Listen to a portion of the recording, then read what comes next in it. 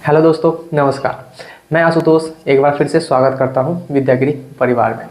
तो आज की क्लास में हम लोग पढ़ेंगे रसायन विज्ञान का चैप्टर धातु और अधातु। ये आपके एग्जाम के पॉइंट ऑफ व्यू से बहुत इंपॉर्टेंट चैप्टर है ये, धातु एवं अधातु। सबसे पहले बात तो इसमें हम लोग क्या क्या पढ़ेंगे, इसमें आज की वीडियो में हम लोग कवर करेंगे भौतिक गुण, धातु और अधातु के भौतिक गुण। ठीक है, भौतिक गुण का मतलब होता है कि धातु कैसा अवस्था में पाया जाएगा, सॉलिड होगा, लिक्विड होगा या गैस होगा, द्रव होगा, है ना, ऐसा। रासायनिक गुण मतलब धातु एवं अधातु किसी और चीज़ों के साथ अभिक्रिया करके क्या बनाएगा। जैसे धातु अभिक्रिया करेगा पानी के साथ तो क्या बनेगा, धातु अभिक्रिया करे अम्ल के साथ तो क्या बनेगा, वो सारी रासायनिक गुण के अंदर आती हैं, तो उनके बारे में पढ़ेंगे। अब क्रियाशीलता श्रेणी, अब कोई धातु है तो वो हाईली रिएक्टिव होता है, मतलब ज़्यादा क्रियाशील होती है, कोई होती है बहुत कम, यानी कि ऐसे बहुत सारी धातुएं हैं जिनको हम लोग खुले में नहीं रखते हैं, मतलब बंद करके रखते हैं किसी डब्बे में। धातु और अधातु के बीच अभिक्रिया, अब इन दोनों के बीच खुद से अभिक्रिया करवा कर देखेंगे क्या है नहीं है। ठीक है, और उसके बाद आगे है आयन का बनना, फिर रासायनिक बंधन, फिर धातु क्रम। धातु क्रम में हम लोग पढ़ेंगे जैसे कि एल्युमिनियम अयस्क से एल्युमिनियम का निष्कर्षण, है ना, तो वैसा उस धातु क्रम के अंदर आता है। अब रासायनिक बंधन में है जैसे कि कोवेलेंट बॉन्ड यानी कि सहसंयोजक बंधन, तो वो सारे रासायनिक बंधन के अंतर्गत आते हैं। ठीक है, अब वो पहला क्वेश्चन तो यही आता है आपको मन में कि धातु मतलब क्या सर, धातु मतलब क्या। तो एक जनरल पॉइंट ऑफ व्यू आपको दे दूं कि धातु, जैसे आप लोग नाम बोलते होंगे सोडियम, मैग्नीशियम, एल्युमिनियम, तो धातु वही है जिसमें आप यम यम बोलते हैं, है ना। ये बस समझने के लिए है कि कोई आप नाम प्रोनाउंस कर रहे हैं तो समझ में आ जाए कि हाँ धातु, जैसे कि सोडियम यम आया धातु, मैग्नीशियम, कैल्शियम, स्कैंडियम, टाइटेनियम, है ना, एल्युमिनियम, ये सारे क्या है धातु हैं। अब बाकी जिसमें यम यम नहीं आ रहे हैं वो अधातु हैं। जनरली ज़्यादातर में ये सही होता है। ठीक है, तो ये बस ऐसे समझने के लिए बताया हमने। तो चलिए आगे हम लोग शुरू करते हैं धातु। पहले पढ़ेंगे भौतिक गुण के बारे में, धातु एवं अधातु के दोनों को, फिर उसको कंपैरिजन करेंगे, फिर उसके बाद रासायनिक गुण पढ़ेंगे, फिर उनको कंपैरिजन करेंगे, फिर PYQ करेंगे। चलिए, तो भौतिक गुण, धातु क्या होते हैं, चमकदार होते हैं। ये क्या है, एक तरीके से आप धातु का डेफिनेशन भी कह सकते हैं इसको, और दूसरा कह सकते हैं कि धातु को पहचानने में मदद मिलती है। ये सारी उसकी विशेषताएं हैं, है ना। चमकदार, धातु चमकदार होती हैं। क्यों, धातु नहीं देखा आपने, जैसे कि सोना धातु है, चांदी धातु, क्यों, ये चमकते रहती हैं, है ना, ये सारी धातुएं हैं। अब है धातु ऊष्मा व विद्युत के अच्छे चालक होते हैं। धातु जैसे आप लोग देखे होंगे कि हमारे घर में, आपके घर में कॉपर वायर यूज होता है ना, तो वो क्यों, क्योंकि वो धातु है कॉपर। ठीक है, और कॉपर क्या होता है कि वो ऊष्मा का सुचालक होता है, विद्युत एवं ऊष्मा का सुचालक होता है, इसलिए उसका यूज करते हैं हम लोग। ठीक है, जैसे कि देखिए कॉपर, एल्युमिनियम, है ना। अब देखिए ये एक इंपॉर्टेंट क्वेश्चन है कि चांदी सबसे अधिक ऊष्मा एवं विद्युत का सुचालक होता है। चांदी सबसे अधिक, क्वेश्चन पूछा है कि ये बताइए कि सबसे अधिक, इनमें से सबसे अधिक कौन है, सबसे अधिक विद्युत सुचालक, है ना, तो चांदी। अब धातुएं तन्य होती हैं। तन्य मतलब इसको खींचकर तार बनाया जा सकता है, एकदम खींचकर, है ना। जैसे कि 1 ग्राम सोना को 2 किलोमीटर लंबे तार बनाए जा सकते हैं। आप लोग सुनते होंगे ना कि एक भर सोना का सिकड़ी बना दिया, है ना, तो 1 भर सोना का मतलब होता है 1 रुपये के सिक्के की इतना वजन। ठीक है, और उसको वो पीट पीट के, मतलब तार बना बना कर उसको फिर वो बना देता है सिकड़ी। ठीक है, तो इसी से आप समझ जाइए कि सबसे ज़्यादा जो तन्यता होती है ना, लगभग वो 1 ग्राम सोने को हम लोग 2 किलोमीटर लंबे तार में बनाया जा सकता है। ठीक है, तो इसको बोलते हैं हम लोग तन्यता। ठीक है, यानी तन्य होती है धातु, तन्य होती है, घींचने पर भी वो नहीं टूटेंगे। आघात वर्णनीयता, आघात वर्णनीयता मतलब है कि इसको पीट पीट कर हम लोग चादर बना देते हैं। जैसे लोहा का आप लोग देखे होंगे कि लोहा का आता है चादर, है ना, पीट पीट कर चादर बना। जैसे कि आप लोग सबसे अच्छा एग्जाम्पल सिल्वर, आप लोग बर्फी खाए होंगे तो बर्फी के ऊपर रहता है सिल्वर लेखा, है ना, तो क्या होता है वो सिल्वर ही रहता है, बट उसको पीट पीट कर इतना पतला बना दिया जाता है ना, तो उसी को बोलते हैं हम लोग आघात वर्णनीयता। ठीक है, यानी धातु आघात वर्णनीयता होती है, उसमें क्या होता है पीट पीट कर हम पतली चादर बनाए जा सकता है। बढ़िया। अब है धातु घनत्व तो बहुत होता है। धातु का घनत्व होता है, घनत्व से मतलब है कि वो एकदम सॉलिड टाइप का होता है ना, ठोस होता है। ठोस अवस्था में जनरली धातु जो होती है ठोस अवस्था में पाई जाती है, तो वही बोलते हैं घनत्व। घनत्व अधिक होता है, घनत्व अधिक जनरली ठोस वस्तुओं में होती है, तो धातु ठोस होती है। जैसे लोहा, सिल्वर क्या है, ठोस है। ठीक है, अपवाद में देखिए सोडियम, पोटेशियम, मैग्नीशियम, एल्युमिनियम आदि हल्की धातुएं होती हैं, मतलब ये हल्का होता है। जैसे कि एल्युमिनियम का ही यूज होता है हमारे विमान बनाने में, क्योंकि हल्के रहेंगी विमान तो ज़्यादा उड़ पाएंगी, मतलब अच्छे से उड़ पाएंगे। अब सोनोरस, सोनोरस मतलब ध्वनिधर्मी, धातु को पीटेंगे तो कुछ आवाज़ आएंगी, है ना, तो उसको बोलते हैं ध्वनिधर्मी, यानी सोनोरस होते हैं। चोट करने पर मधुर ध्वनि उत्पन्न करती है ना, तो उसको बोलते हैं, ये धातु के गुण हैं। अब भौतिक अवस्था, अब धातु किस अवस्था में पाए जाते हैं, तो हमने बताया कि कमरे के ताप पर धातु में सामान्यतः ठोस होती है, ठोस है ना, ठोस होती है धातु में, जनरली ठोस होती है धातुएं, ज़्यादातर धातुएं। बट एक अपवाद भी है, देखिए जैसे मरकरी, मरकरी क्या होता है, लिक्विड होता है। मरकरी कहाँ होता है, जैसे कि आप लोग पहले वाला थर्मामीटर देखे होंगे जो डॉक्टर लोग यूज करते हैं, ऐसा ऐसा करने वाला है ना, जो झाड़ झाड़ के यूज करते थे, तो वो उसमें रहता है मरकरी, ठीक है।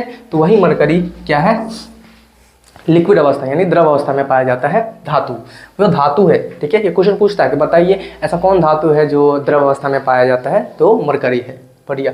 अब धातु कठोर होती हैं, कठोर होती हैं, जैसे कि कुछ धातु है कि एकदम कठोर है, जैसे लोहा, लोहा को आप चाकू से काट सकते हैं क्या, नहीं काट सकते। वैसे वही अगर इसमें अपवाद आता है सोडियम, सोडियम को क्या होता है ना कि आप चाकू से भी काट सकते हैं आसानी से, इजीली, ठीक है। सोडियम पोटेशियम ये सब को काट सकते हैं, इसीलिए ना सोडियम को क्या होता है कि केरोसिन तेल में डुबा कर रखा जाता है पैक करके, नहीं तो अगर ऐसे वापस छोड़ देंगे ना खुले में तो वो ऑटोमेटिक आग पकड़ लेगा उसमें, ठीक है। तो ये क्या होता है कि सोडियम एवं पोटेशियम को चाकू से भी काटा जा सकता है, बाकी और चीज़ को नहीं, ठीक है। तो ये एक्सेप्शन है, यानी कि अपवाद है, अपवाद ही पूछता है एग्जाम में, ठीक है, याद रखेंगे। द्रवनांक एवं क्वथनांक, मतलब धातु के द्रवनांक एवं क्वथनांक उच्च होते हैं, मतलब ये जल्दी गलेंगे नहीं, है ना, और जल्दी उबलेंगे नहीं, गर्म नहीं होंगे जल्दी, अगर हो गए तो फिर ठंडे होने में भी टाइम लेते हैं, ठीक है। तो ये सारी थी क्या, धातु के भौतिक गुण। अभी एक इंपॉर्टेंट गुण है ये क्या है, इलेक्ट्रॉनिक विन्यास। इलेक्ट्रॉनिक विन्यास हमने आप लोगों को पहले ही वीडियो में बताया था, सबसे पहले वीडियो में जब हमारा इंट्रोडक्शन चल रहा था उसी समय हमने बताया था कि धातुओं की बाह्यतम कक्षा में साधारणतया 1, 2 एवं 3 इलेक्ट्रॉन रहते हैं, 1, 2 या 3 इलेक्ट्रॉनिक विन्यास लिखे, और उसमें अगर लास्ट सेल में यानी बाह्यतम कक्षा में 1, 2 या 3 इलेक्ट्रॉन आ गए, इसका मतलब है कि वो धातु है। जैसे देखते हैं सोडियम, सोडियम का क्या होता है, परमाणु संख्या 11। अब इसका हम लोग लिखेंगे इलेक्ट्रॉनिक विन्यास, तो क्या होगा 2, 8, 10 और 1, लास्ट सेल में क्या है 1 आया, इसका मतलब क्या है, ये धातु है, ठीक है। इससे हम लोग पता भी कर सकते हैं। वैसे मैग्नीशियम का क्या होता है 12, तो 12 का क्या होगा 2, 8, 2, देखिए, है ना। तो ये क्या है, धातु गुण है इसके, ठीक है। सभी धातुएं विद्युत धनात्मक होती है। विद्युत धनात्मक का मतलब क्या है कि धातुओं की बाह्यतम कक्षा में इलेक्ट्रॉन जो होती हैं वो बाह्यतम कक्षा में होती हैं, जिसके कारण क्या होता है कि वो त्यागने की कोशिश करते हैं स्टेबल होने के लिए, मतलब अष्टक नियम पूरा करने के लिए, बताया था हमने पीछे। तो जैसे वही एग्जांपल देखिए, सोडियम, सोडियम का क्या होगा इलेक्ट्रॉनिक विन्यास 2, 8, 1। अब 1 क्या है, अब ये सोडियम चाहता है कि हमारे बाह्यतम कक्षा में 8 इलेक्ट्रॉन हो, कम से कम 8 होंगे तो हम स्टेबल हो जाएंगे, ठीक है। तो इसीलिए ना ये त्यागने की कोशिश करेगा, एक को देना बेटर है या 7 लेना बेटर है, तो एक दे देना बेटर है, तो इसलिए ये ना ये त्याग देता है। जब त्याग देगा तो इसके ऊपर आ जाएंगे प्लस का आयन, यानी ये बन गया सोडियम आयन, इसको बोल देते हैं सोडियम आयन, ठीक है। आयन के बारे में हम लोग इसी भी चैप्टर में आगे पढ़ेंगे, बट ये समझ लीजिए ये बन जाता है सोडियम आयन। अब इसका क्या है, अब इसका हो गया परमाणु संख्या 10, यानी इसमें अब 10 इलेक्ट्रॉन हो गए, तो ये क्या हो गया स्टेबल। तो ये प्रवृत्ति होती है ज़्यादातर सिर्फ धातुओं में, ठीक है, अधातुओं में ऐसी नहीं होती, ठीक है। चलिए आगे चलते हैं। अब धातु के बारे में हमने पढ़ लिया, अब अधातु के बारे में पढ़ते हैं, उनके भौतिक गुण। धातु से ठीक विपरीत है अधातुओं के भौतिक गुण। जैसे देखिए हमने धातु में पढ़ा था क्या, चमकदार होते हैं धातु, बट अधातु नहीं होंगे चमकदार। अधातु जैसे कि ऑक्सीजन, नाइट्रोजन, ये सारे क्या है अधातु है, बट ये चमकदार नहीं होते। बट इसमें अपवाद है, देखिए ग्रेफाइट, आयोडीन, ये क्या होते हैं चमकदार होते हैं। ग्रेफाइट देखा है आप लोगों ने, जो आप लोग पेंसिल यूज करते हैं, पेंसिल का जो होता है वो पेंसिल में जो लगता है वो होता है ग्रेफाइट, जिससे आप लोग लिखते हैं वो ग्रेफाइट का बना होता है, बढ़िया।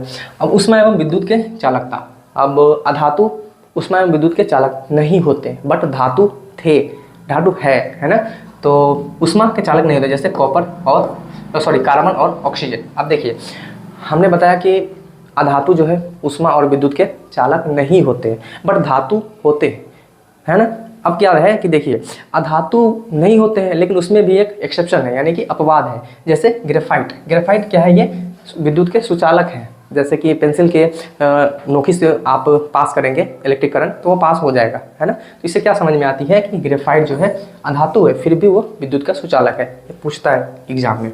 अब क्या है, अधातु डक्टाइल नहीं होते, यानी तन्यता नहीं होती उसमें, उसको खींच कर आप लंबा तार नहीं बनाया जा सकता, ठीक है। चलिए आगे चलते हैं। आघात बढ़नीयता, यानी इसको भी पीट कर आप चादर नहीं बनाया जा सकता, ठीक है। डेंसिटी, इसकी डेंसिटी बहुत कम होती है, ठीक है। अब क्यों कम होती है बताते हैं आपको आगे। जैसे देखिए ध्वनिधारिणी, इसको पीटा ही नहीं जा सकता, पीटेंगे तो कुछ आवाज़ भी नहीं आएगा, है ना। और धातु को पीट रहे थे तो आवाज़ आ रही थी, सुंदर आवाज़ आ रही थी। अब भौतिक अवस्था, धातु कैसा पाया जा रहा था, ठोस अवस्था में, बट अधातु कैसा अवस्था में पाया जाएगा, ये पाया जाएगा द्रव अवस्था में या गैस अवस्था में, ठीक है।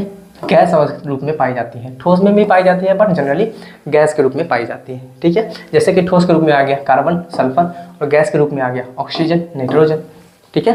बट एक अपवाद है, अपवाद क्या है, ब्रोमीन। ब्रोमीन क्या है, अधातु है, फिर भी वो द्रव अवस्था में पाया जाता है। धातु कौन है जो द्रव में पाया जाता है, मरकरी, ठीक है। तो ये अधातु है जो द्रव अवस्था में पाया जाता है। बढ़िया। अब देखिए, क्योंकि ये ठोस भी होता है और गैस भी होता है, बट ठोस जो होता है ना, कार्बन, कार्बन ठोस होता है बट उसको पीटेंगे तो वो टूट जाता है, चादर बन ही नहीं सकता, है ना। तो इसलिए उसको क्या बोलते हैं, उसको वो आघात बढ़ने नहीं है ना। लेकिन जैसे ही देखिए ऑक्सीजन, ऑक्सीजन तो गैस होता है, अब गैस को आप क्या पीटेंगे, पीटेंगे तो वो चादर बनेगा, पिटाएगा ही नहीं, है ना। तो इसीलिए क्या होता है कि ये जो जितने भी अधातु हैं उनसे आप चादर नहीं बना सकते, है ना। यानी कि वो आघात बढ़ने नहीं होती, यानी कि वो तन्य नहीं होती। बढ़िया, बढ़िया है। आगे चलते हैं, कठोरता, ये कैसी होती है, मुलायम होती है ना। अब ऐसी बात है, जब गैस है तो मुलायम ही होंगी, है ना, ठीक है। सल्फर, फास्फोरस, एक अपवाद है, देखिए हीरा, हीरा सबसे कठोर अधातु है, हीरा, है ना। हाँ वही सोना चांदी हीरा वाला हीरा, वही हीरा सबसे कठोर अधातु है। बढ़िया है, ये याद रखिएगा, ये पूछता है आपके एग्जाम में। द्रव्यनांक एवं क्वथनांक, अब अधातु के द्रव्यनांक एवं क्वथनांक क्या होंगे, निम्न होंगे, क्योंकि धातु के द्रव्यनांक एवं क्वथनांक उच्च थे, है ना, क्योंकि वो सॉलिड था, ठोस अवस्था में था, तो उसको गर्म करने के लिए ज़्यादा हीट चाहिए, है ना। बट यहाँ पे क्या है, ये तो ऑलरेडी है गैस में, तो इसको क्या हम हीट करेंगे तो जल्दी हीट हो जाएगी, है ना। इसलिए इसके द्रव्यनांक एवं क्वथनांक निम्न होते हैं। वही एक अपवाद है, ग्रेफाइट का द्रव्यनांक एवं उच्च होता है। चलिए अब आगे चलते हैं, ये इलेक्ट्रॉनिक विन्यास, है ना। धातु का इलेक्ट्रॉनिक विन्यास का बाह्यतम कक्षा में था 1, 2, 3, 3 इलेक्ट्रॉन ज़्यादा से ज़्यादा हो सकते हैं, बट यहाँ पे क्या है, उससे ज़्यादा 4, 5, 6, 7 बाह्यतम कक्षा में होंगे इलेक्ट्रॉन, यानी कि वो अधातु। जैसे देखिए ये कार्बन, कार्बन का परमाणु संख्या 6, अब इसका इलेक्ट्रॉनिक विन्यास लिखेंगे तो क्या होगा, इलेक्ट्रॉनिक विन्यास 2, 4। देखिए लास्ट कक्षा में क्या है, 4 इलेक्ट्रॉन, यानी ये अधातु के उदाहरण है। बढ़िया। अब देखिए क्लोरीन, क्लोरीन का होता है परमाणु संख्या 17, अब 17 को लिखेंगे परमाणु इलेक्ट्रॉनिक विन्यास तो क्या होगा, 2, 8, 10, 7, 17, ठीक है। तो यहाँ पे क्या है, बाह्यतम कक्षा में 7 इलेक्ट्रॉन है, इसका मतलब है कि ये अधातु के उदाहरण है। बढ़िया। अब है विद्युत ऋणात्मकता, देखिए इसमें क्या है, 2, 8, 7, तो ये 7 किसी को दे देगा वो बेटर है स्टेबल होने के लिए, या फिर एक ले लेगा तो स्टेबल होने के लिए बेटर, ऑब्वियस सी बात है एक ले लेना बेटर है। तो यहाँ पे क्या होगा, अगर एक ये ले लेगा तो इसके पास हो जाएगा कर्जा, कर्जा हो जाएगा, तो यानी कि ये चला जाएगा माइनस में, तो इसी को कहते हैं विद्युत ऋणात्मकता। अधातुआं जो होती है वो विद्युत ऋणात्मक होती है, क्यों होती है, क्योंकि वो इलेक्ट्रॉन लेने की प्रवृत्ति रखते हैं, है ना। बट हाइड्रोजन इसके अपवाद में। बढ़िया है, देखिए यही हमने बताया ऊपर में। अभी चलिए आगे चलते हैं। अब देखिए ये आपका PYQ है, प्रीवियस ईयर क्वेश्चन, कि 2 भौतिक गुणों के आधार पर धातु एवं अधातु में अंतर स्पष्ट करें। तो पहला आप लिख लीजिएगा कि धातु जो होते हैं वो ठोस अवस्था में पाए जाते हैं, ठीक है। अधातु जो होते हैं वो ठोस में भी होते हैं और गैस में भी होते हैं। बढ़िया। दूसरा लिख दीजिएगा कि धातु जो होती है तन्य होती है, अधातु तन्य नहीं होती है। तीसरा लिख सकते हैं आप, धातु जो होती है आघात वर्गनी होती है, अधातु आघात वर्ग नहीं होती। खत्म बात, हो गया। आगे चलिए, कमरे के ताप पर द्रव अवस्था में रहने वाली धातु है, बताइए इसका क्या आंसर होगा। अभी हमने बताया था जिसका यूज होता है थर्मोमीटर में, वही है पारा, मरकरी। कमरे के ताप पर द्रव अवस्था में रहने वाली धातु का नाम, क्वेश्चन रिपीट हो गया। सल्फर परमाणु की बाह्यतम कक्षा में इलेक्ट्रॉनों की संख्या कितनी है। सल्फर, सल्फर क्या है 16, सल्फर का परमाणु संख्या 16। इसका इलेक्ट्रॉनिक विन्यास लिख देते हैं 2, 8, 10, 6, 16। ये क्या है, धातु है या अधातु है, अब बताइए जरा। तो सल्फर क्या है, अधातु है, क्योंकि बाह्यतम कक्षा में 6 इलेक्ट्रॉन है ना, यानी इसके 6 इलेक्ट्रॉन है। अच्छा, अब आते हैं हमारे रासायनिक गुण पढ़ेंगे, किसके बारे में, धातु और अधातु के रासायनिक गुण। अभी तक क्या पढ़े थे, भौतिक गुण, कैसा पाया जाता है धातु, ठोस होगा, द्रव होगा, गैस होगा, नहीं पता। अब पढ़ेंगे रासायनिक गुण के बारे में, ठीक है। सॉरी, ये देखिए, ये हमने पढ़ाया था आपको अम्ल, क्षार और लवण, उसमें भी ये सीरीज बताया था, ठीक है। यहाँ भी बता रहा हूँ, यहाँ भी इसकी महत्वपूर्ण भूमिका है। इसलिए देखिए, ये है धातुओं की क्रियाशीलता। सबसे ऊपर जो है ऊपर है वो सबसे अधिक क्रियाशील है। जैसे जैसे नीचे जाएंगे क्रियाशीलता घटती जाएगी। ठीक है, बढ़िया। इसको आप लोग याद ही कर लीजिएगा सीरीज को। जैसे कि कैसे याद करेंगे, potassium, calcium, sodium, magnesium, aluminium, zinc, लोहा, टीन, है ना, पीबी, फिर हाइड्रोजन, कॉपर, मरकरी, ए मतलब चांदी, सोना, ऐसे याद कर लेंगे। रटेंगे 2-4 बार, पढ़ेंगे, याद हो जाएगा। बढ़िया। तो अब देखिए इसके बारे में बताते हैं। ऊपर के जितने हैं 2-3 हैं, ये अम्लों के साथ तीव्र अभिक्रिया करके H2 गैस का निष्कासन करते हैं। ये अम्ल के साथ तुरंत अभिक्रिया कर देंगे। अब देखिए नीचे जो है, ये सोडियम के नीचे जितने भी हैं और हाइड्रोजन से ऊपर ये जो 4-5 है, अम्ल के साथ अभिक्रिया करेंगे बट धीमी गति से करेंगे, है ना, क्योंकि ये कम क्रियाशील है, थोड़े से कम क्रियाशील है, तो इसलिए इसका H2 गैस का निष्कासन होगा, लेकिन ये धीरे धीरे होगा। अब लास्ट में जो है हाइड्रोजन से जो भी नीचे हैं उन भी करेंगे, अम्ल के साथ अभिक्रिया होगा ही नहीं, क्योंकि ये सबसे कम क्रियाशील धातु है, तो ये अभिक्रिया कर ही नहीं पाएगा। हाँ, धातु का रासायनिक गुण। अभी तक हम लोगों ने पढ़ा धातु और अधातु के भौतिक गुणों के बारे में। मतलब धातु और अधातु का मतलब हम लोग भौतिक गुणों के से समझे कि धातु क्या है, ठोस में रहता है, और अधातु कैसा है, गैस अवस्था में रहता है ना। अब पढ़ेंगे धातु और अधातु के रासायनिक गुणों के बारे में। रासायनिक गुण जैसे कि धातु का अम्ल के साथ अभिक्रिया होगा तो क्या होगा, अधातु का अम्ल के साथ अभिक्रिया होगा तो क्या होगा, इस तरीके सारी की चीज़ें हम पढ़ेंगे रासायनिक गुणों के अंदर में। चलिए आगे चलते हैं। तो ये पहला रिएक्टिविटी सीरीज मतलब क्रियाशीलता समूह, ये क्रियाशीलता सीरीज है। इसमें क्या है कि देखिए आप देख सकते हैं कि बहुत सारे धातु हैं, उनको क्रियाशीलता श्रेणी में रखा गया है। जो सबसे ऊपर है जैसे कि पोटेशियम, ये सबसे अधिक क्रियाशील है, और जैसे जैसे नीचे जाते जाएंगे वैसे वैसे क्रियाशीलता कम होती जाएगी। समझ में आ गई? अब क्या होता है कि ये क्रियाशीलता श्रेणी आपको याद करनी होगी, हमने एसिड बेस वाले चैप्टर में भी पढ़ाया था। ठीक है, पहला है पोटेशियम, कैल्शियम, सोडियम, ये 3 जो है, ये 3 अम्ल के साथ अभिक्रिया करने पे H2 गैस देती है और अम्ल के साथ तुरंत अभिक्रिया कर लेती है ना, थोड़ी भी देरी नहीं होती है। बट उसके बाद जो ये 4 से लेकर 9 तक के जो एलिमेंट्स हैं, है ना, जो धातु हैं, ये एसिड के साथ अभिक्रिया करेंगे, यानी अम्ल के साथ अभिक्रिया तो करेंगी बट थोड़ी धीमे करेंगी। ठीक है, और यहाँ भी H2 गैस निकलेगा। हमने पढ़ाया था एसिड बेस में, जहाँ भी धातु के साथ अभिक्रिया होता है अम्ल की, तो हाइड्रोजन गैस निकलता ही निकलता है, वही है। अब हाइड्रोजन से नीचे वाले जो एलिमेंट है, ये अम्ल के साथ अभिक्रिया होंगे ही नहीं। क्यों नहीं होंगे? क्योंकि ये बहुत कम क्रियाशील है। ठीक है, और कम क्रियाशील होने के कारण ये धातु के साथ अभिक्रिया नहीं कर पाती है। बात समझ में आ गई होगी, आशा करते हैं। आगे चलते हैं। अब हम लोग पढ़ते हैं धातु के रासायनिक गुण के बारे में। वो भी था रासायनिक ही गुण, बट वो हमने अलग से पढ़ा। अब ये है उनके मेन गुण, रासायनिक गुण। ठीक है, जैसे अम्लों के साथ अभिक्रिया, धातु को अम्ल के साथ अभिक्रिया करेंगे तो क्या होगा, हाइड्रोजन गैस निकलेंगे। जैसे ये Zn जिंक धातु है और हाइड्रोक्लोरिक एसिड अम्ल है, इनके साथ अभिक्रिया किया तो ZnCl2 यानी नमक एक टाइप का, और उसके बाद क्या हुआ कि ये हाइड्रोजन गैस मुक्त हो गया।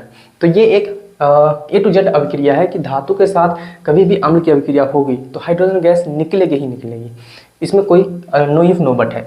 अब जल के साथ अभिक्रिया, अगर धातु का जल के साथ अभिक्रिया करते हैं तो क्या होता है, कुछ धातुएं जल के साथ अभिक्रिया करके क्षार और हाइड्रोजन गैस बनाती है। जैसे कि देखिए पोटेशियम, जैसे कि सोडियम और पोटेशियम जल से बहुत तीव्र अभिक्रिया करते हैं। सोडियम और पोटेशियम, जैसे कि देखिए सोडियम Na, सोडियम और किसके साथ, सोडियम की अभिक्रिया क्षार के साथ अभिक्रिया करने पर, जल के साथ अभिक्रिया करने पर, ये सोडियम है, अब H2O इनके साथ अभिक्रिया करेगा तो क्या बनाएगा बताइए, बहुत तीव्र अभिक्रिया करते हैं। तीव्र अभिक्रिया करते क्या बनाएंगे, ये बना देगा क्षार NaOH plus hydrogen, hydrogen gas निकल गया।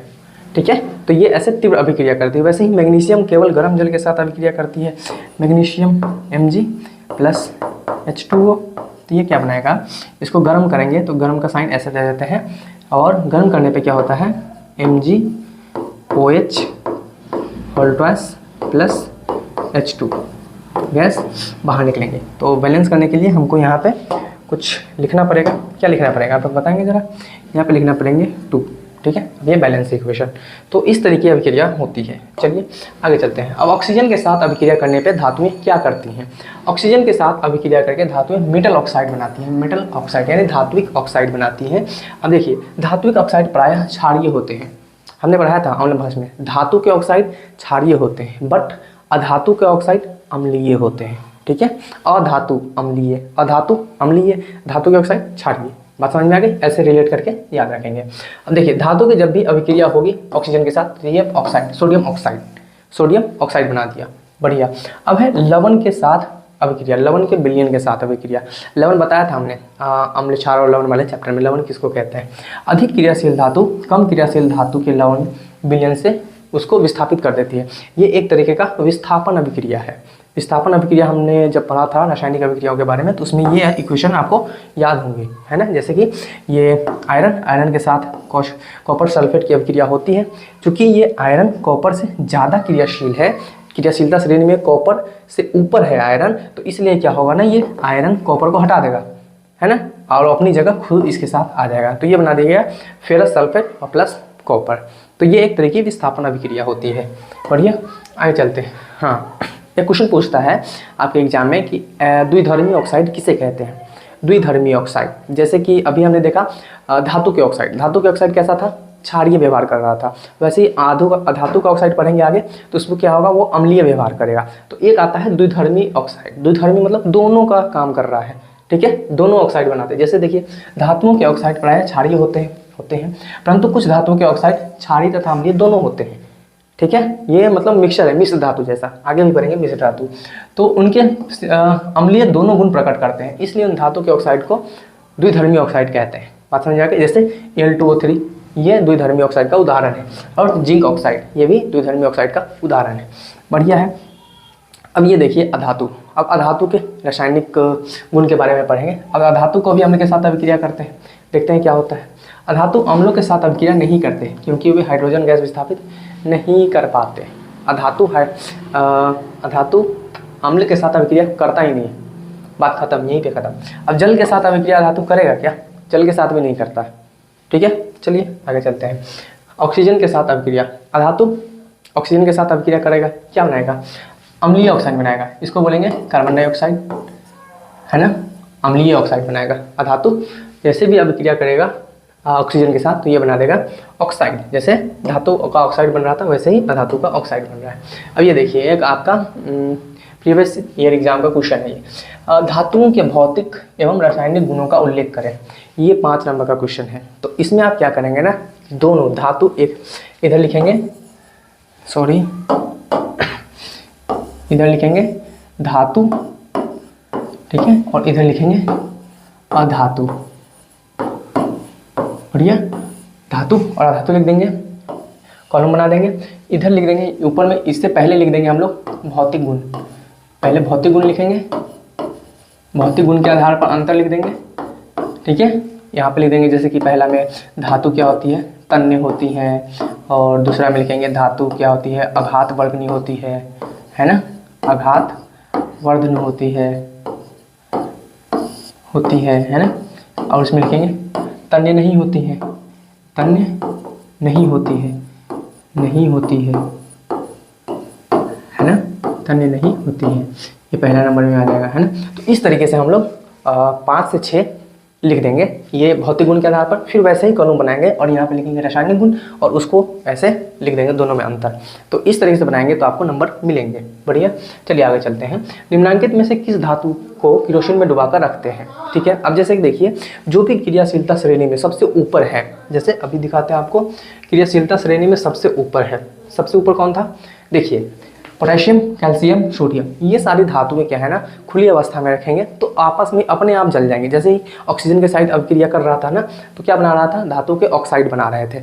अब जैसे इसको खुला छोड़ देंगे तो वायुमंडल में ऑक्सीजन तो है ही, तो ऑक्सीजन के साथ अभिक्रिया कर लेगा तो धातु के ऑक्साइड बना देगा। फिर तो वो धातु रहा ही नहीं, पोटेशियम रहा ही नहीं, पोटेशियम, है ना। तो इसलिए इनको खुला नहीं रखते हैं, क्योंकि ये तुरंत अभिक्रिया करते हैं, इसलिए इसको खुला नहीं रखते हैं। क्यों नहीं रखते खुला, हमने कारण बता दिया अभी इस क्वेश्चन का आंसर बताएंगे आप लोग।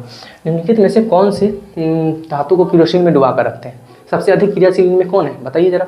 सबसे अधिक क्रियाशील है इसमें सोडियम, दिए हुए ऑप्शन के अनुसार सोडियम, है ना। अगर इसमें पोटेशियम रहता तो हम पोटेशियम को मारते, नो डाउट। ठीक है, चलिए सक्रियता श्रेणी में निम्नलिखित में से कौन सबसे अधिक क्रियाशील धातु है? अब इसमें बताइए सबसे क्रियाशील धातु कौन है? अब ऐसी बात है सोडियम, ठीक है। कार्बन है, कार्बन क्या है, धातु है, अधातु है।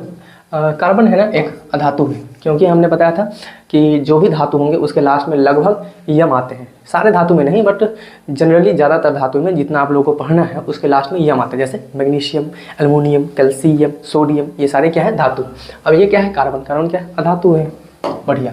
और कार्बन का हम एक और रीजन बता सकते हैं अधातु होने का। क्या होता है? हमने पढ़ा है भौतिक गुणों अधातु का, तो उसमें क्या था कि इलेक्ट्रॉनिक कन्फिग्रेशन है ना, इलेक्ट्रॉनिक विन्यास। तो कार्बन की क्या होते हैं परमाणु संख्या? 6। नहीं दिख रहा होगा यहाँ पे लिख देते हैं। कार्बन का परमाणु संख्या 6। तो इसको हम लोग करेंगे इलेक्ट्रॉनिक विन्यास। तो लास्ट सेल में क्या आएगा? सबसे बाहरी कक्षा में कितना है? 4 इलेक्ट्रॉन। तो 4 इलेक्ट्रॉन होने से क्या समझ में आता है? 4, 5, 6 या 7 हो इलेक्ट्रॉन लास्ट कक्षा में, बाहरी कक्षा में, तो वो क्या होते हैं? अधातु। अगर वो 1, 2, 3 हो तो वो कहलाते हैं धातु। ठीक है, तो इस कारण भी ये अधातु है। विद्युत का अच्छा चालक है। कौन है इसमें विद्युत का अच्छा चालक? जनरली धातुएं होती है विद्युत का अच्छा चालक, लेकिन इसमें क्या है? लकड़ी, ये तो खत्म है। प्लास्टिक, कुछ नहीं। कार्बन, ये तो अधातु है।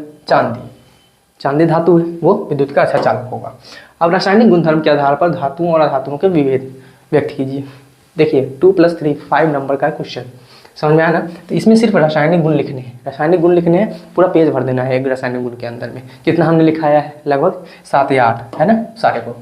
दिए गए धातुओं में क्रियाशीलता को अवरोही क्रम में व्यवस्थित करें। अवरोही क्रम मतलब क्या है?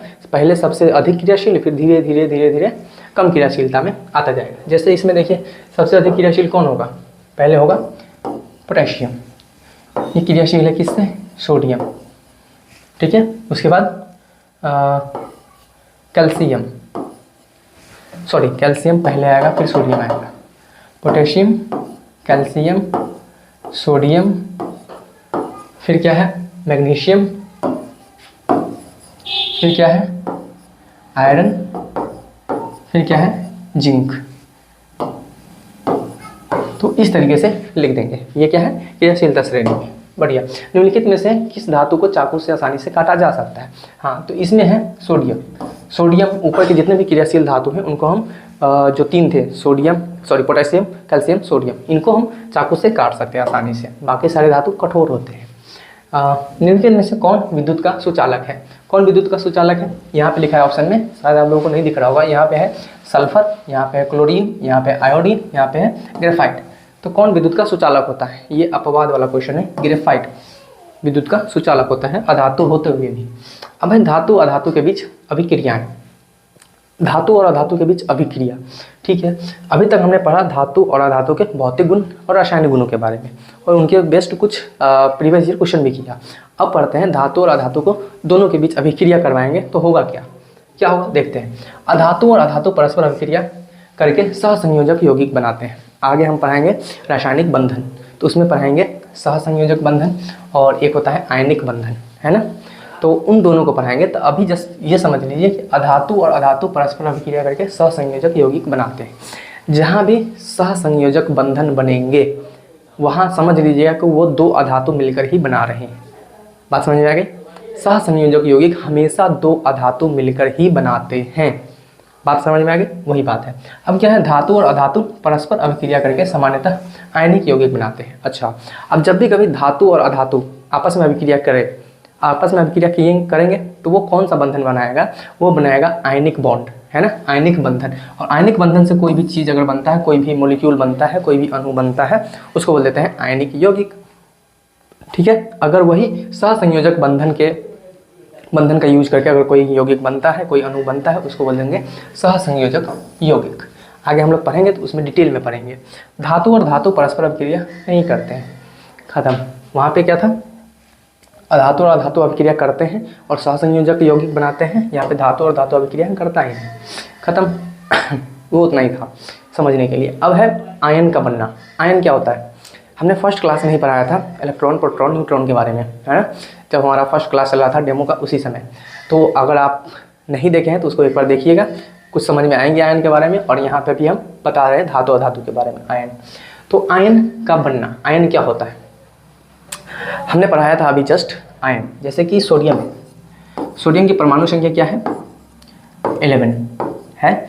इसका हम अगर इलेक्ट्रॉनिक विन्यास लिखेंगे तो कैसा लिखाएगा? इसका लिखाएगा इलेक्ट्रॉनिक विन्यास 2, 8, 1। ठीक है। अब देखिए बाह्यतम कक्षा में कितने हैं, बाह्यतम कक्षा में है 1 इलेक्ट्रॉन है।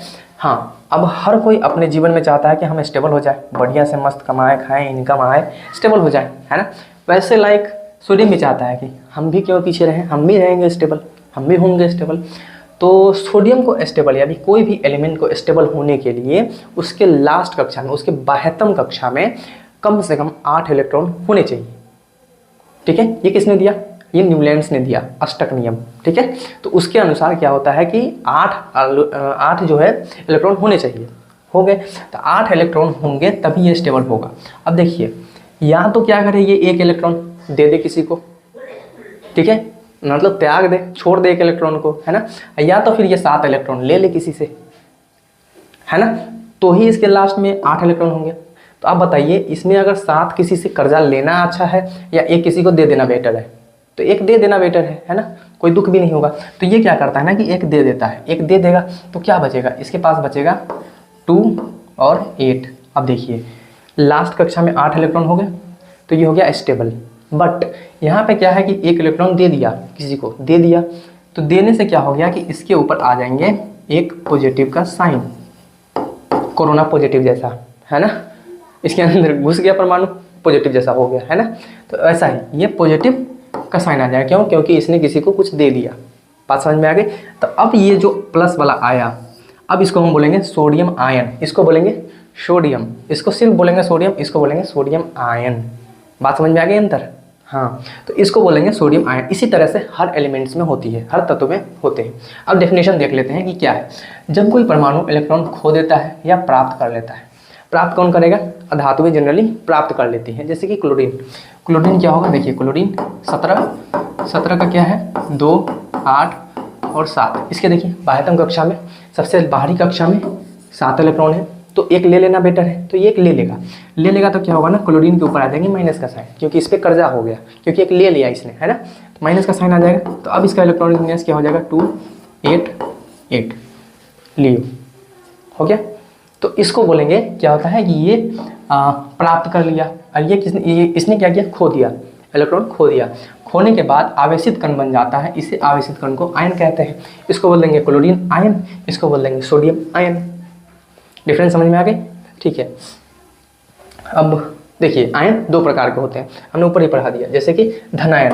धनायन मतलब जिसके ऊपर पॉजिटिव आवेश आ जाते हैं। कोई परमाणु इलेक्ट्रॉन खोता है तो उस पर धनात्मक आवेश आ जाते हैं, उसे कटायन कहते हैं या फिर धनायन कहते हैं। वैसे ही सोडियम का हमने एग्जाम्पल जो दिया था पीछे, ये क्या है सोडियम, ठीक है। वैसे ही ऋणायन, सोडियम आयन है ये, सोडियम नहीं। ऋणायन क्या होता है, जब परमाणु इलेक्ट्रॉन प्राप्त करता है तो उस पर ऋणात्मक साइन आ जाते हैं, यह है क्लोरीन आयन।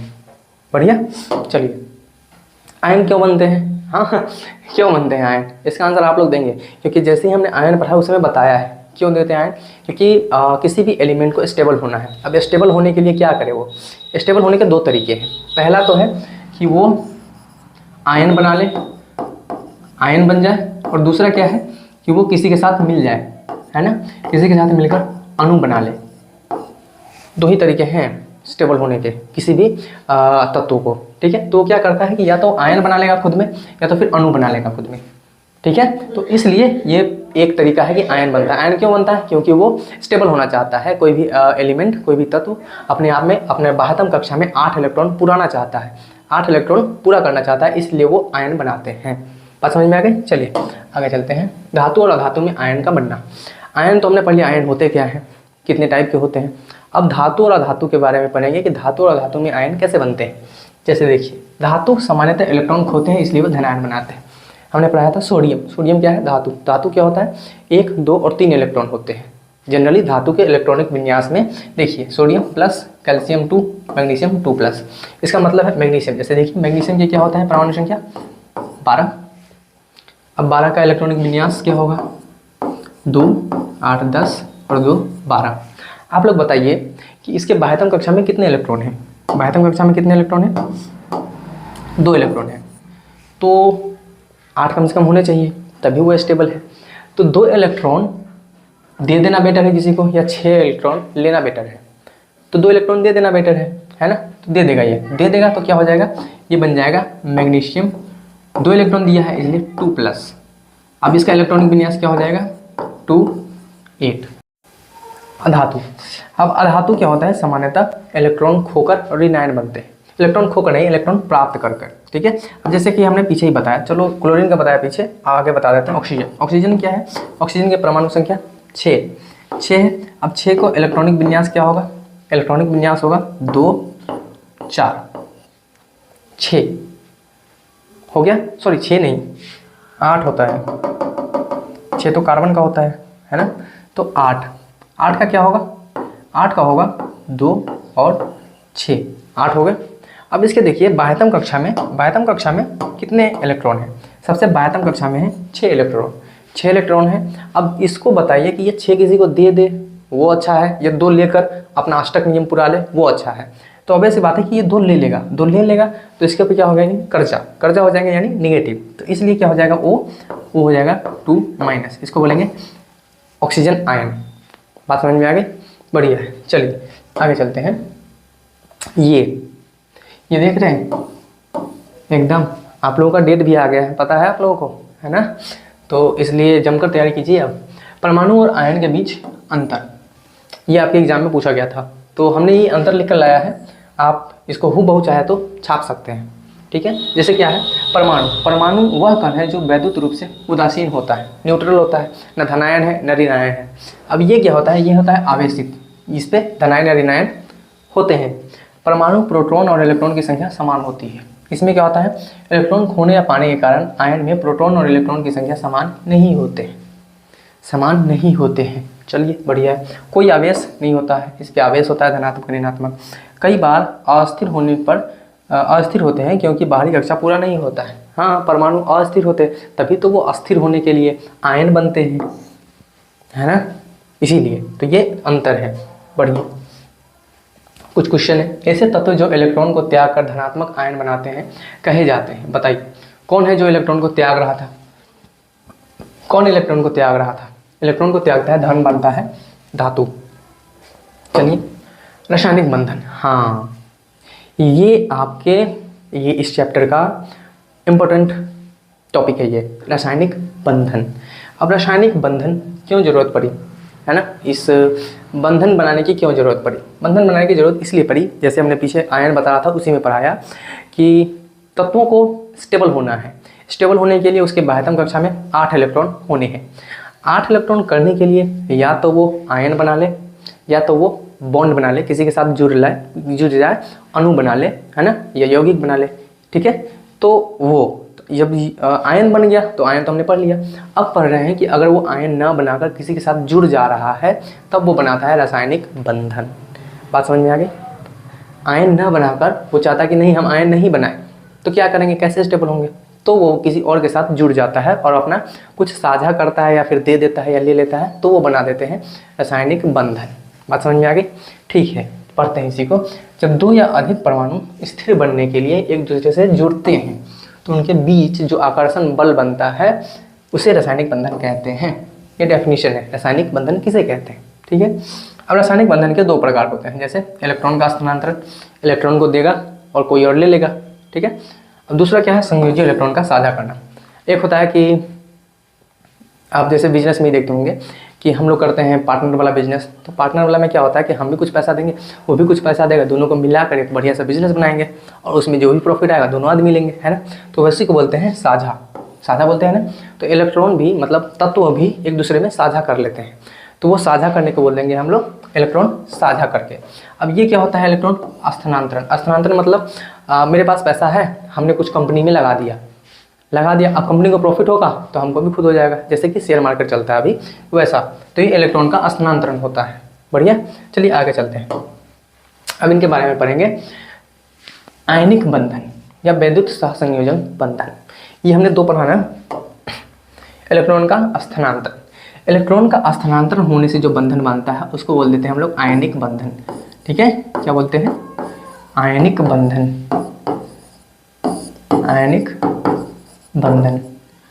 जब जो साझा करके बनाता है, वो साझा करके जो बनता है तो उसको बोल देंगे हम लोग सहसंयोजक बंधन।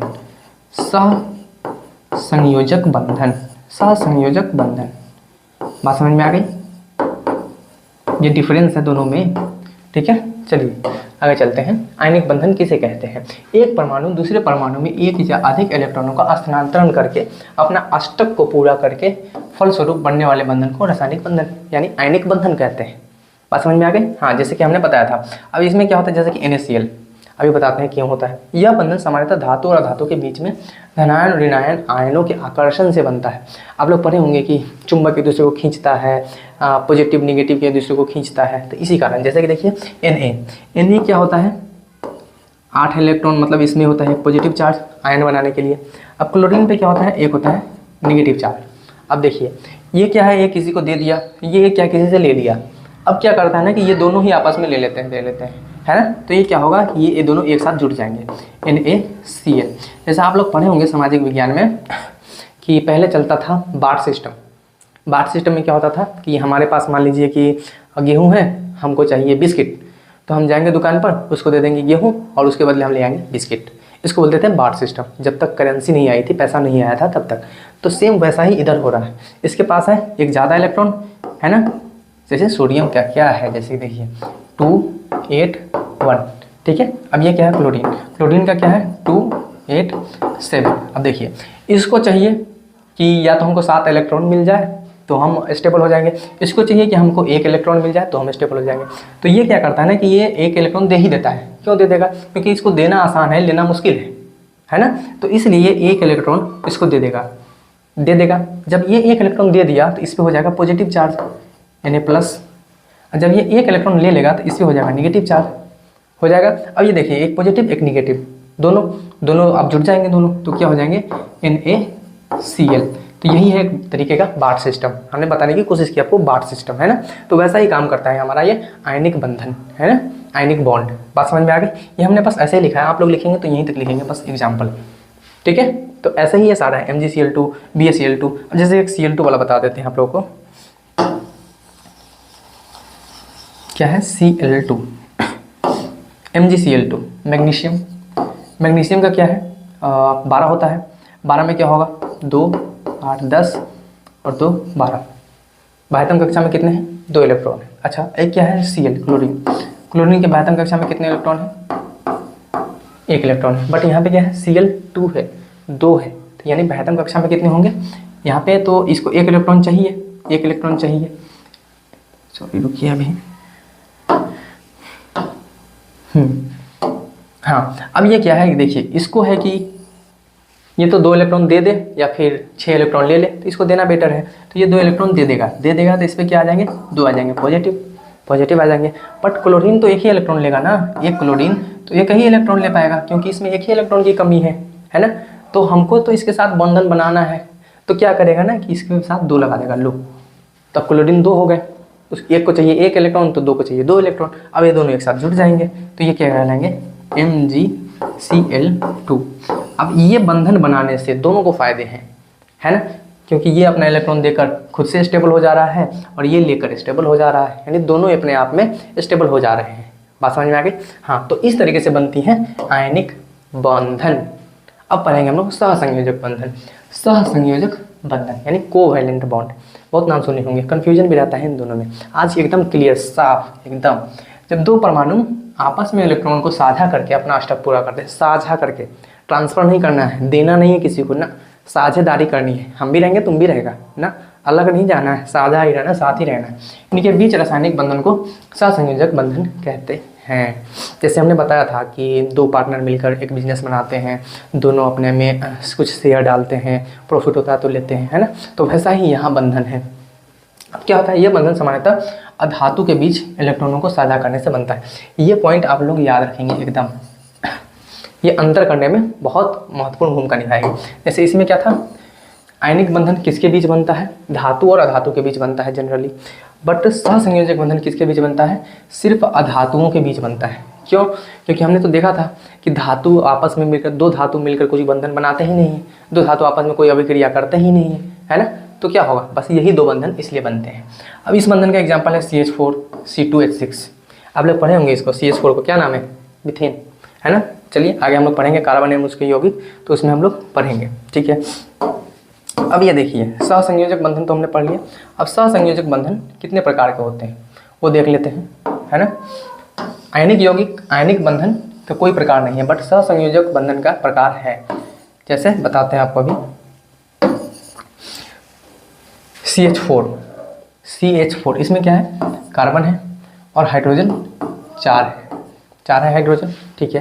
क्यों हुआ 4, इसको समझने के लिए एक इधर से नज़र डालिएगा।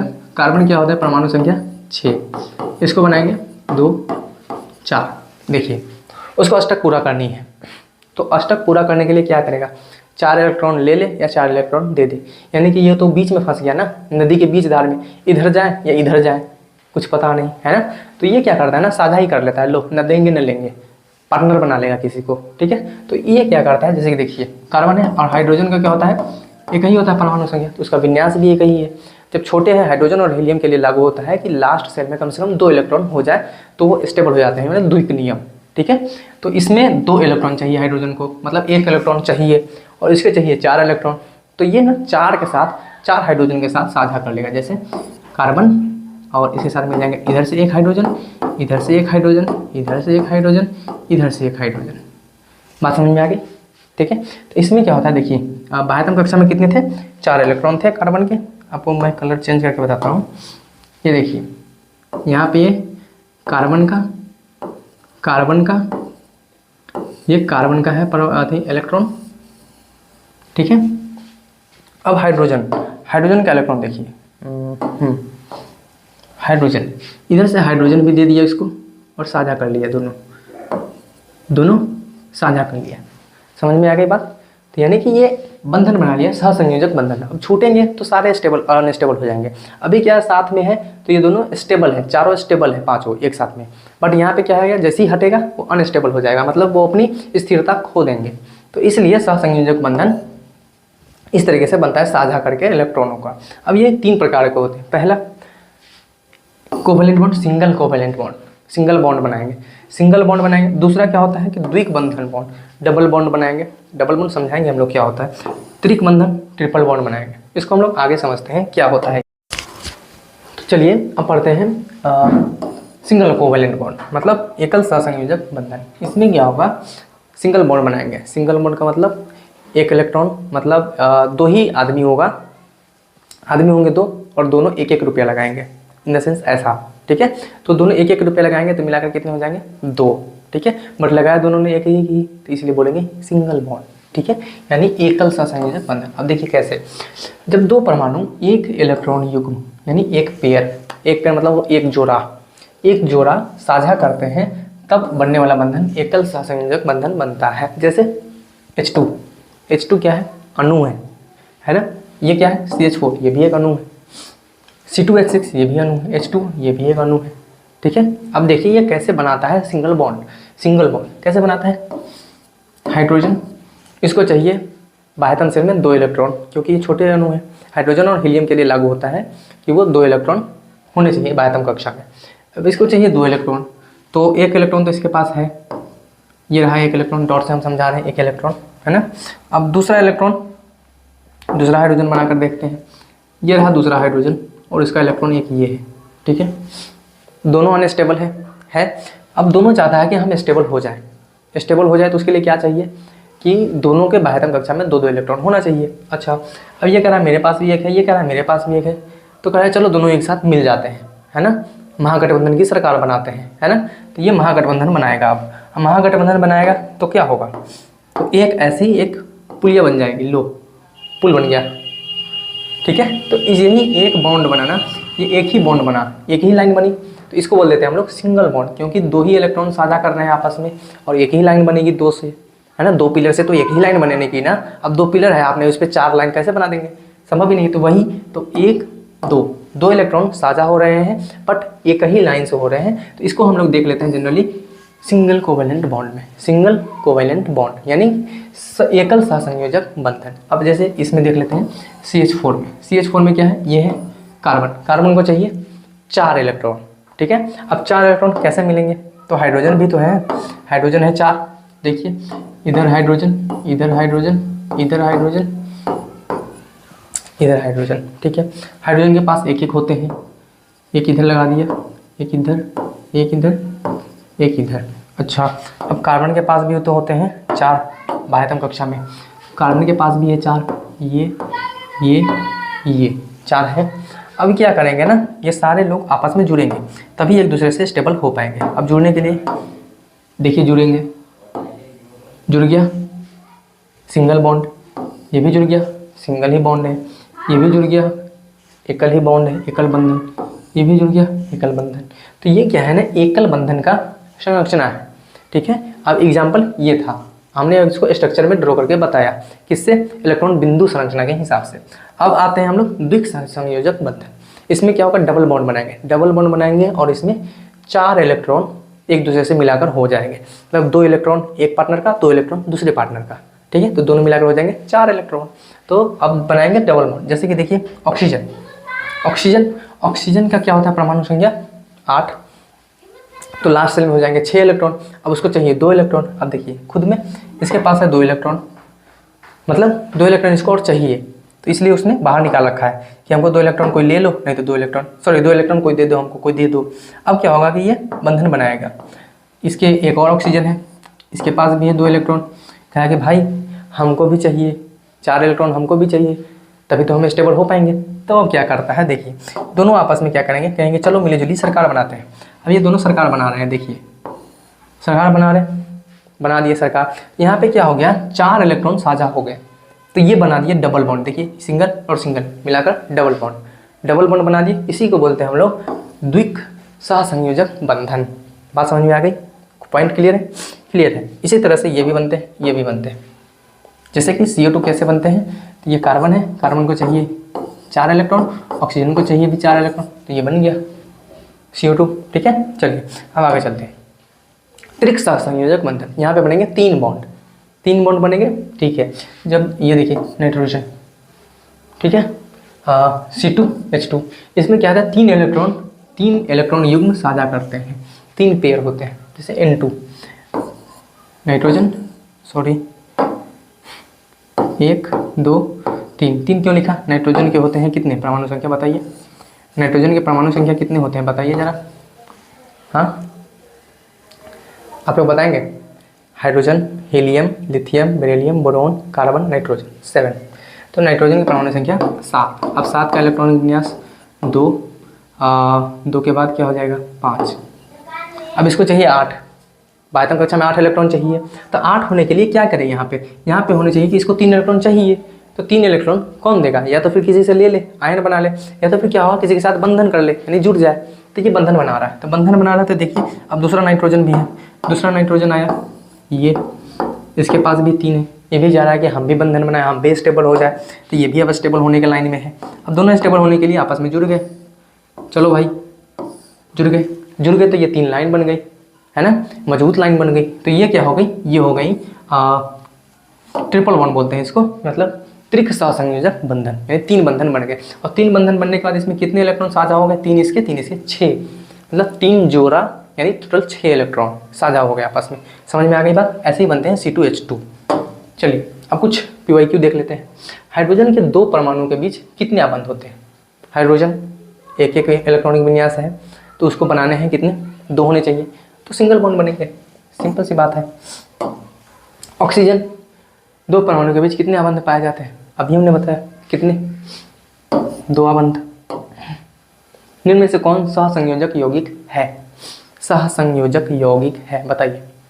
सहसंयोजक यौगिक हमने बताया था किसके बीच होता है, सहसंयोजक यौगिक अधातु के बीच होता है। तो देखिए इनमें कौन सिर्फ अधातु है, सोडियम ये तो धातु है ना, यम वाला, कैल्शियम ये भी धातु है, संभव ही नहीं है। फिर क्या है, ये देखिए सोडियम ये भी धातु है। तो धातु किसी के साथ अभिक्रिया करके कुछ सहसंयोजक यौगिक बना सकता है, नहीं बना सकता, वो आयनिक यौगिक बनाता है धातु अधातु के साथ अभिक्रिया करके। बट अधातु जो होते हैं, 2 अधातु मिलकर, 2 या 2 से ज़्यादा अधातु मिलकर सहसंयोजक यौगिक बनाते हैं। तो ज़्यादा में अधातु यही है ना, कार्बन भी अधातु, हाइड्रोजन भी अधातु, तो ये बनाते हैं सहसंयोजक यौगिक। इसलिए हमने बताया था आयनिक यौगिक, आयनिक बंधन और सहसंयोजक बंधन दोनों को डिफरेंस जानना जरूरी है। चलिए अब है हमने तो पढ़ लिया धातु अधातु आयन, है ना, रासायनिक बंधन, स्टेबल करा दिया धातुओं को अधातुओं को, है ना। अब पढ़ते हैं कि ठीक है हमने ऐसा तो पढ़ लिया गुरुजी, क्या करें अब इसको, कहाँ खोजने जाएं हम, सोडियम को कहाँ खोजें, है ना, लोहा को कहाँ खोजें, तो ये सब पाए जाते हैं हमारे प्रकृति में। उसी के बारे में हम पढ़ेंगे कि प्रकृति में धातुओं की उपस्थिति। हमारे प्रकृति में धातु है तो कहाँ है, किस प्रकार में है ना, किस अवस्था में है, वो सारी चीज़ें इसमें पढ़ेंगे। जैसे मुक्त अवस्था, कुछ बहुत ही कम अभिक्रियाशील धातुएं प्रकृति में स्वतंत्र रूप से पाई जाती हैं। बहुत ही कम क्रियाशील धातुएं, जैसे कि क्रियाशीलता श्रेणी में जो सबसे नीचे थी धातु थी ना, तो वो सब क्या है, स्वतंत्र अवस्था। जैसे कि सोना, चांदी स्वतंत्र अवस्था में पाई जाती है। चांदी का हम लोग पहनते हैं कड़ा, है ना, सोने का पहनते हैं हनुमानी, बहुत सारी चीज़ें, है ना। तो ये क्या है, मुक्त अवस्था में है, हम लोग पहनते हैं। अगर ये मुक्त अवस्था में नहीं होती, अधिक क्रियाशील अगर होती, इनका कुछ बनता ही नहीं। जैसे सोडियम अधिक क्रियाशील है तो उसको हम किरोसिन में बंद करके रखते हैं, है ना, बाहर रखेंगे वैसे ही खत्म, स्वाहा। तो इसीलिए क्या है कि सोना और चांदी जो है ये मुक्त अवस्था में होती है। तो देख लिया हमने, धातु खोज लिया, सोना, चांदी, प्लेटिनम, तो समझ में आ गई। ठीक है, अब है संयोजित अवस्था। ये तो पहला है मुक्त अवस्था में रहता है कि एकदम फ्री अकेले ही रह जाएगा, है ना। अब है संयोजित अवस्था, मतलब मिलकर रहता है। जैसे देखिए, अधिकांश धातुएं बहुत अभिक्रियाशील होती है, इसलिए वे प्रकृति में यौगिक के रूप में मिलते हैं, मतलब किसी के साथ मिली जुली सरकार में रहते हैं। जैसे ऑक्साइड Al2O3 के फॉर्म में एल्यूमिनियम रहता है, Fe2O3 के फॉर्म में आयरन रहता है। फिर इसको हम लोग शुद्ध करते हैं। आगे हम लोग पढ़ेंगे धातुक्रम, तो उसमें हम बताएंगे कि एल्यूमिनियम कैसे बनाया जाता है, लोहा कैसे बनाया जाता है ना, जिंक कैसे बनाया जाता है, वो सारी बातें। अब सल्फाइड के रूप में भी रहते हैं, जिंक सल्फेट, जिंक सल्फाइड के रूप में भी रहते हैं। जिंक ब्लेंड बोलते हैं उसको, जिंक सल्फाइड नहीं, जिंक ब्लेंड। क्या है, जिंक ब्लेंड बोलते हैं उसको, अयस्क है एक। अब पढ़ते हैं खनिज और अयस्क। देखिए ये इंपॉर्टेंट क्वेश्चन है, आता ही आता है, हर एग्जाम में आता है। पहला शिफ्ट में आएगा, नहीं तो दूसरा शिफ्ट में आना ही आना है। समझ में आ गई बात, तो इसलिए पढ़ के जाइएगा। खनिज और अयस्क दोनों, पहली बात तो दोनों चीज़ें इंटर रिलेटेड है, एक दूसरे से मिलती जुलती है। ठीक है, तो डिफरेंस क्या है, वो डिफरेंस हम अभी बताएंगे। जैसे देखिए, प्रकृति में मिलने वाली सभी धातुओं के यौगिक खनिज कहलाते हैं। जो भी प्रकृति में मिल रही हैं सारे खनिज है, सब कुछ खनिज है। पीछे हमने जो ही पढ़ा मुक्त अवस्था, ये सारी क्या है, खनिज है, खनिज है। समझ में आ गई, खनिज है बस। आगे देखते हैं, लेकिन हर खनिज से धातु नहीं निकाली जा सकती। लो, सब कुछ खनिज है लेकिन हर खनिज से धातु नहीं निकाल सकते। निकाल सकते नहीं निकाल सकते। जैसे एग्जांपल देते हैं, लोग कहते हैं ना कि कोयले के खदान में मिलती है सोना, हीरा, कोयला में मिलता है हीरा, मिलता है ना। तो बट हर कोयला में हीरा नहीं मिलता ना। तो जस्ट लाइक वही है, प्रकृति में पाए जाने वाले सारे यौगिक खनिज है, सारे धातु के यौगिक खनिज है, बट लेकिन हर खनिज धातु नहीं निकाल सकती, हर खनिज धातु नहीं निकाली जा सकती, है ना। अब जैसे एग्जांपल देखिए, बॉक्साइट में Al2O3, बात समझ में। हमने वो जो बताया ना, कोयले में हीरा पाया जाता है, तो हर कोयला में तो हीरा नहीं मिल पाता ना। तो यही कारण है कि हर खनिज से धातु नहीं बनाया जा सकता। ठीक, हाँ, तो हमने पढ़ लिया खनिज। अब पढ़ते हैं अयस्क। अयस्क क्या होता है, खनिज का वह भाग जिससे धातुएं आर्थिक रूप से लाभदायक तरीके से निकाली जा सकती हैं। आर्थिक रूप से लाभदायक तरीके से मतलब हर खनिज से धातु निकाली जा सकती है, बट क्या है कि वो एक्सपेंसिव होगी, मतलब ज़्यादा खर्चीला होगा तो हम लोगों को महंगा मिलेगा। जैसे अगर मान लीजिए कि लोहा है, लोहा धरती के नीचे पाया जाता है, तो वैसे तो नहीं पाया जाता जैसे हम लोग यूज करते हैं छड़ को या फिर किसी और चीज़ लोहे को, है ना। तो वो पाया जाता है अयस्क के तरीके में, तो अयस्क या खनिज के तरीके में। अब उसको बाहर निकालते हैं, खनिज से निकाल रहे हैं, खनिज निकल गया, अब खनिज से निकालेंगे अब बाहर। अब देखिए क्या होगा कि कोई ऐसा होगा कि जिसमें होगा जल्दी निकल जाएगा, जल्दी लोहा बन जाएगा, कुछ ऐसा होगा जिसमें जल्दी नहीं बनेगा। तो जिससे जल्दी बन जाता है उसको बोल देते हैं अयस्क।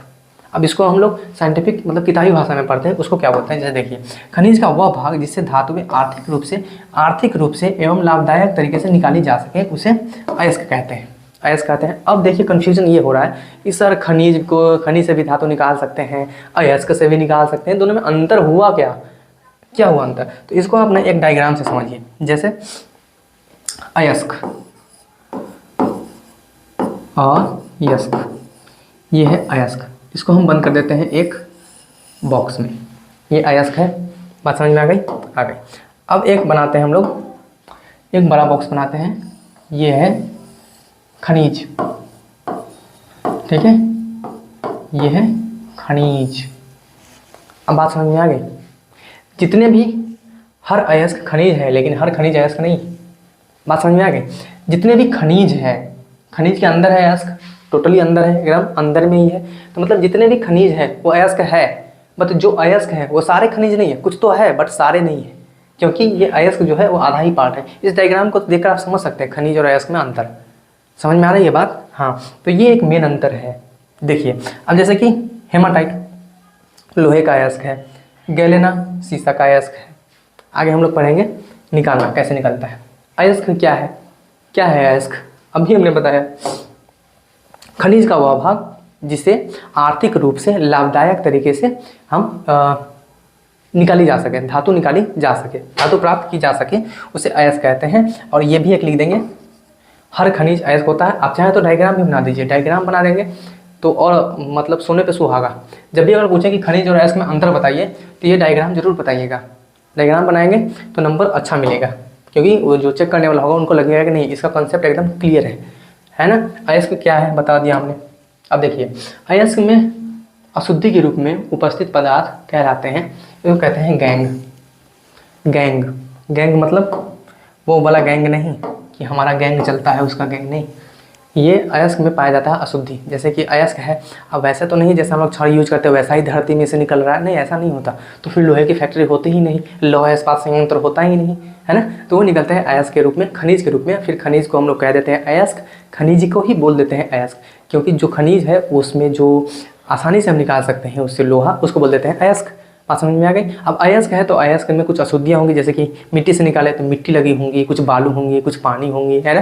तो इन सबको साफ़ करेंगे बढ़िया से एकदम, फिर जिस फॉर्म में हमको चाहिए उस फॉर्म में उसको ढालेंगे पिघला के। तो वो सारी चीज़ें होती हैं। तो जो अशुद्धि होती है उसको बोलते हैं हम लोग गैंग। बात समझ में आ गई, ठीक है। तो आज के लिए इतना ही। हम लोग पढ़ेंगे अगले वीडियो में धातु क्रम।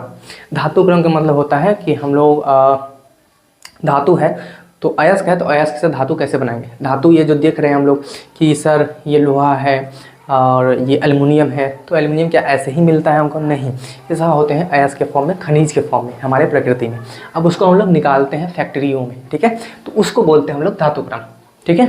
तो धातु क्रम हम लोग पढ़ेंगे अगले वीडियो में। तब तक के लिए बने रहिए, धन्यवाद।